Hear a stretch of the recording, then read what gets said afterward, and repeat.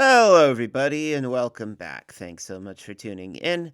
My name is Christian Skoggs, and I understand that my upload schedule on this channel is not very consistent at the moment. I try to post reviews when I can, and I really like talking about movies and discussing movies, and that's kind of been my bread and butter and my main goals with this channel. But it's become evidently clear over the last few days with the current results of the election that we got a big problem on our hands. And you know what? With someone who has a YouTube channel, even if I don't have very many subscribers attached to it, I believe that it is in my best interest to talk about the results of the election and give you guys just, I guess, my opinions on it, but also what we can do moving forward because I am obviously devastated about everything that's been happening. And I think it's in our best interest to really discuss an action plan, to discuss our next steps moving forward.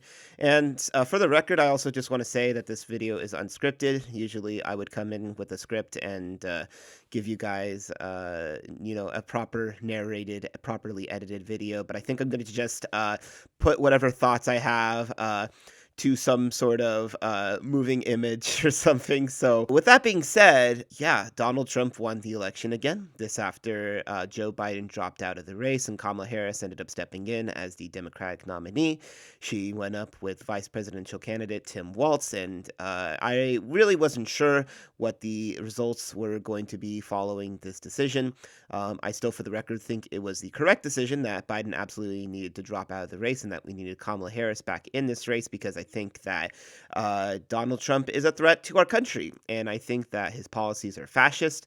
I think that he is a threat to lots of people, probably people including those who voted for him, possibly people watching this video. I think he's a threat to women. I think he's a threat to Hispanics. I think he's a threat to Palestinians. I think he's a threat to LGBT folks. He's a threat to trans folks. He's a threat to men. Yes, a threat to men, and he's a threat to families. He's a threat to everybody, basically. And I don't think people fully understand that. I think that's the part that's frustrating to me, is that people don't understand that he is a threat to everybody. Because the thing is that when it comes to fighting for social justice, when it comes to what it means to fight for social justice, well, at least when it comes to me wanting to fight for social justice, right? You fight because you want social justice for everybody. You want social justice and you want freedom for everybody. That should be the goal when you fight for social justice. I know there's some people out there who, prioritize the justice of some people over others, but I'll say in my own experience that when I fight for social justice, I fight for everybody because I think that's important and I think equality is important. Um, but let me be clear that when you vote for an administration that is vowing to take away rights from everybody, you are voting to take away rights from everybody. And this includes people like you. Just because you support him, just because you attend his rallies, just because you think he's funny, just because you think whatever, doesn't mean that you are exempt from the fascist policies and the right stripping that will take place as a result of this administration taking power. Let me be perfectly clear about that. So there are people who are celebrating, there are people who are terrified.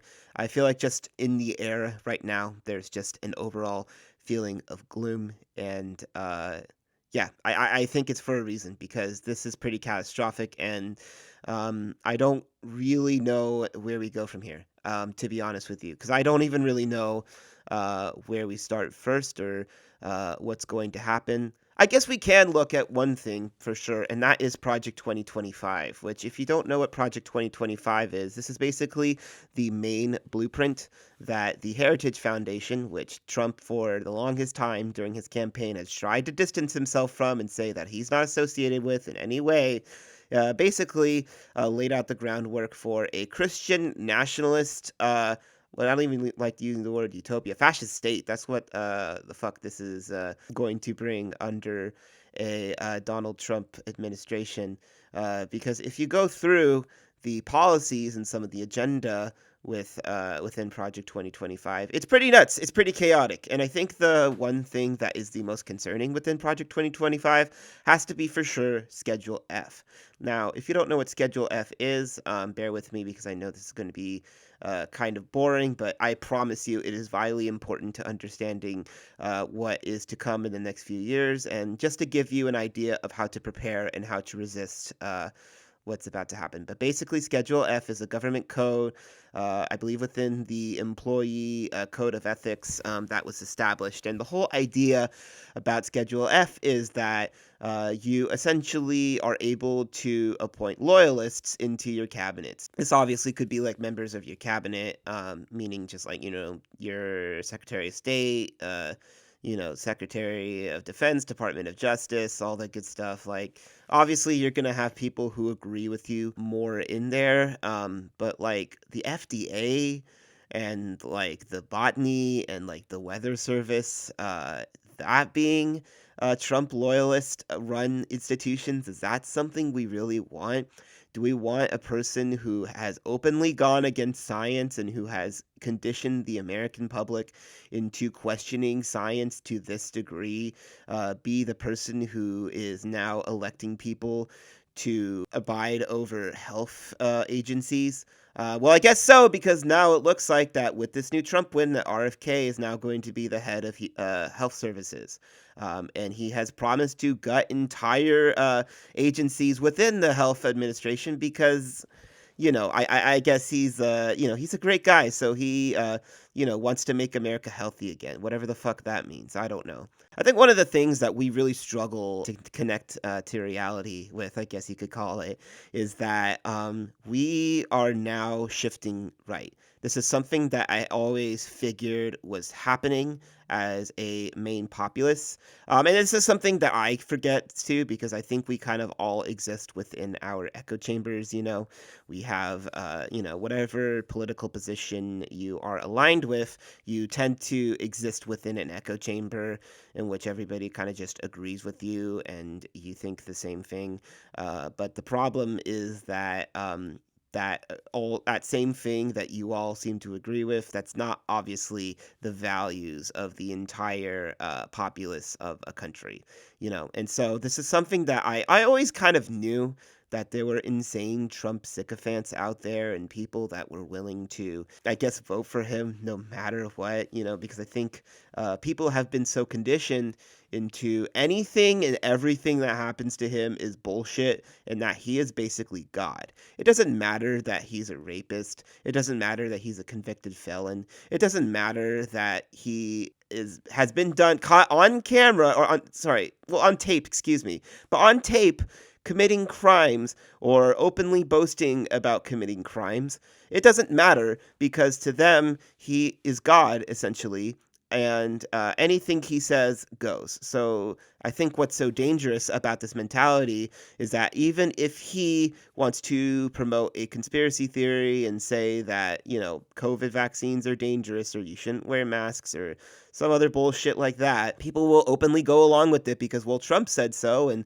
I trust Trump more than the government. I trust Trump more than scientists. I trust Trump more than my parents. I trust Trump more than my family. I trust Trump more than my friends. I want you to really think about that. I want you to think about the majority of the populace and people who are not educated. They're not college educated, looking up to this person because that's all they've ever known. Because here's the reality of the situation, okay? We do have problems. We have genuine problems that need to be solved. And I think regardless of which party you are a part of, everybody can understand these problems and everybody can acknowledge these problems, right? Inflation being a big one. The genocide, we'll call it. I don't want to call it a war because it's a genocide going on in Palestine. I think that's something that everybody sees as an issue. I can condemn both the genocide that takes place and also acknowledge that the October 7th attacks were bad, but still say, hey, you know what? Yeah, it's all bad, but there's a way to fix this. That's the thing. We all acknowledge the same problems, but we don't understand how to fix them. And everybody's solution on how to fix it, that's really all it comes down to in the end of the day. Because both parties and all people should be able to recognize that there is a problem. But the thing that we can't agree on is how to fix those problems. And it's really concerning to me when people aren't willing to educate themselves, they're not willing to talk to other people or look further into the world and try to understand why things the way they are and what we can do about it to make the world a better place. They're going to just trust whatever is being told to them because Trump said so, and they're going to just go along with it, and that's it. And that's the part that's really concerning to me. I guess the difference between my political beliefs and I don't want to grandstand or whatever, although I genuinely, it's hard not to do that because when your political beliefs are aligned at just like wanting to help people and offer people a route to ensuring justice for everybody, and then the other person is openly advocating for oppression, it's hard not to say, hey, you know what, maybe some of our beliefs are better than others, but whatever. It is what it is, and I think this is something we have to now come to reality with. Because look, in the end of the day, no matter who you voted for, whether it was Kamala Harris or Donald Trump, this new administration is coming for you. All the disasters and consequences that'll come with the Project 2025 agenda and with Donald Trump's administration's agenda, you are not exempt from these consequences. So if you are a woman, for example, and you voted for Donald Trump, who appointed 3 Supreme Court justices who would go on to overturn Roe v. Wade, if he for some reason is able to implement a nationwide abortion ban, you are not exempt from that. You are not exempt. And I understand that you may think that it's not that big a deal or that you may believe that it's murder. But what about the actual women that are being murdered because they can't get access to abortion? We have countless stories now of this happening in states that restrict abortion care to women. And I want you to really realize how fucked up that truly is. You claim to want to save lives. You claim to want to protect lives. And then you openly applaud these sorts of legislations when they come out and have real consequences for them. It leads me to believe that the intent was never actually to protect unborn life, and it was always to control women. And that's exactly the problem here. A big voting demographic for those who did vote for Trump happened to be lonely men. And I say lonely men because it's all young men. And given the loneliness crisis that we keep talking about and have been reporting, I'm going to assume that most of these young men who voted for Trump are either stupid or incels. Because I swear to God, any reasonable man who it wants to look out for women in their life, whether it be a girlfriend or whether it be their family members, whether it be, nieces or a daughter or whatever, if you are genuinely looking out for women in your life, you are not voting for Donald Trump, okay? That is just the reality of it. And I think people who did vote for Donald Trump, I'm sorry to say, deserve to be lonely. And sure, we do have a problem with loneliness, but I don't think, embracing right-wing culture is going to solve your fucking problems. In fact, it is going to make it worse, and you've really made problems worse for yourself. And I hope that you lay in the bed that you fucking made. Going back now, I guess transitioning into everything becoming more right wing, that's something I think that I also forget because, I exist in my ecosphere, in my, echo chamber. So I have my friends that I talk to. I have my influencers and commentators for political news or film coverage or whatever that I look up to. But you have to understand that within every single facet of the internet now, there is a right-wing version of that particular interest that you have. And this is something that I always, I'm able to recognize, but I always seem to forget. Even my love, my passion, film, there is a very prominent right-wing culture of film criticism that exists on YouTube, that exists on TikTok, that exists on Twitter, that exists everywhere. And these are fucking scums of the earth that claim to be fucking journalists or pundits or whatever the fuck for film. These are people like The Quartering or Critical Drinker or any of those assholes. I don't know if Mahler has right-wing attachments. I know some people have been critical of him. I haven't really seen enough of his videos, but you get the idea. There are people out there who, within the film criticism landscape, present themselves as the right wing version of film criticism. And that is something, I guess it's proof to say that if it can happen in my love and in my interest, it can happen everywhere.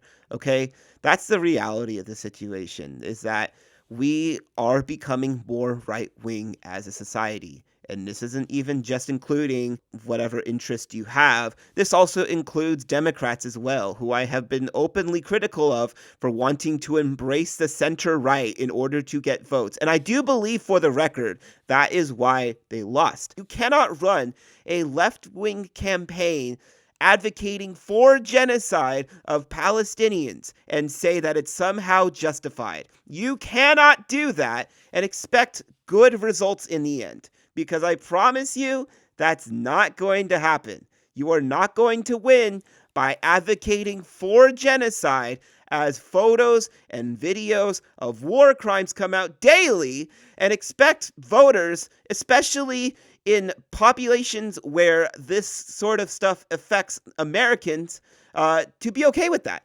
And yeah, no shit, Kamala Harris lost Michigan. I don't fucking blame them for it. Again, I don't think that the population in Dearborn, Michigan should have voted for Trump. I think they fucked themselves over by doing that. Let me be perfectly clear. But the way in which you solve this problem is by saying, hey, I see you. I listen to you. And when I get in office, we are going to have a fucking arms embargo. And I'm going to step away from my current administration's policy on this issue because I find it irreprehensible and unacceptable. That is what you do about it. And let me be perfectly clear. I do not think that this is the only reason that Kamala Harris lost. Yeah, you can make an argument that it's racism. You can make an argument that it's misogyny. I think all that's true. I think it's true that her stance on Palestine lost her the election. I think it's true that her campaigning with Liz Cheney is true, which, let me be clear, her dad is also a war criminal with a 13% approval rating. You cannot advocate for having a lethal military in a left-wing campaign. Left-wingers don't like that shit. I'm also not going to blame Jill Stein or Claudia de la Cruz or any of these other folks because, frankly, I don't even think their votes really contributed much to Donald Trump losing anyways. He already won the popular vote, and by a pretty healthy margin. So I don't think that not voting third party would have really helped much, especially when you consider what the numbers for those third party candidates were this year. But I think what would have helped is fighting for something and not against something. Because yes, let me be perfectly clear that Donald Trump is a threat to democracy. He is a threat to our country. He is a threat to my life and yours. But unfortunately, in a country, where there are sycophants and cult-like members that exist in that country, the way to fight against fascism is to give them a better and brighter future forward. And a better and brighter future forward, let me add, that doesn't involve just opposing the other guy. So again, things that people are genuinely asking for, like Medicare for all, or an arms embargo towards Israel. I guess promises to do more about price gouging, a price to do something about rent, a price to do something about the housing crisis, which, let me be clear, about some of these issues, the Kamala Harris campaign did make genuine efforts to actually address some of these problems, and I do give her credit for that. Make no mistake, I do give her credit for that. But I also think that this campaign was heavily flawed, and it really pains me to say. I guess at the end of the day, I don't really know where we go from here. I think the best thing we can do is to really understand Project 2025, fight for our trans friends, our immigrants friends, our anybody who is marginalized in any way in our society. I think it's our duty as people, not even as Americans, just as people. This is a humanity situation that we're dealing with here, right? It's our duty as people to fight for other people. And I think that is the main thing that we are going to need to look out for. I think we need to really continue to, yes, vote in down ballot and vote in your local offices, because that's something that people do advocate for. And yeah, it's true. You should do that. But you should also make your voices loud, and you should make your voices fucking heard. You should continue to protest. You should continue to fight for what's important. You should continue to advocate for yourself and for others around you. These are things that you need to continue to do. You need to organize. You need to get involved in your community. You need to get involved in, anti-fascist chapters if that's really the direction we're heading down. You need to get to know your neighbors, you need to build your community, and you need to get ready to fight like hell to protect those around you. You need to protect your friends, you need to protect your family. Because let me be perfectly clear, right now, everyone is in danger. And maybe it won't be as bad as we think it is right now. Again, we don't truly know the scope at which this election result will have on the country. We don't know everything, and I think that's kind of the most terrifying reality of it all. We don't know how far this can go. Can this go to civil war? Can this go to genocide of our own people? I don't know, and that's what's so scary about everything. What's good, I guess, it's not good. I guess the silver lining, I should say, is that we're not alone, because it's clear that a lot of you are hurting, a lot of you are scared as well.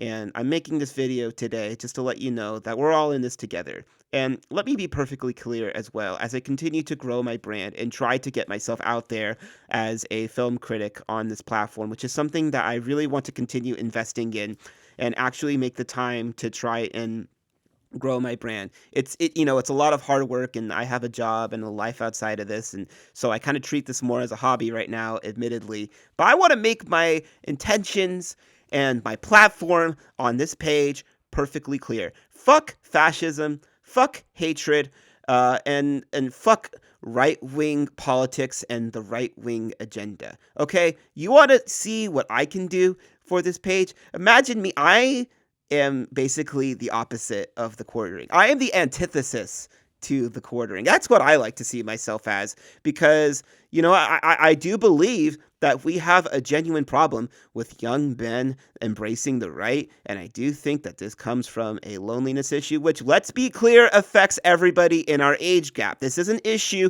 This is a real issue that we're experiencing. I've experienced it before, but the difference between how I've dealt with these feelings and how other people deal with these feelings is that I look to social justice and to change as a way to make myself feel better and to get more involved and engaged with the community, while incels, kind of go to their own echo chambers and bitch and complain about their own lives, and then they have to make everybody else's lives a miserable living hell. That's the difference between all of this. And yeah, I think that now it is my goal to really fully establish myself and say on this channel, we don't stand for hatred. We don't stand for fascism. We don't stand for genocide. We stand for social justice. We stand for everybody's freedoms. We stand for love. We stand for prosperity. And we stand for the dignity of everybody. And this is something that I think that we're all entitled to. And right now, I promise you, we are about to enter some really dark fucking times. And we need to link together and do everything we can to make sure that this problem that we are going to run into doesn't grow much fucking worse than it already is.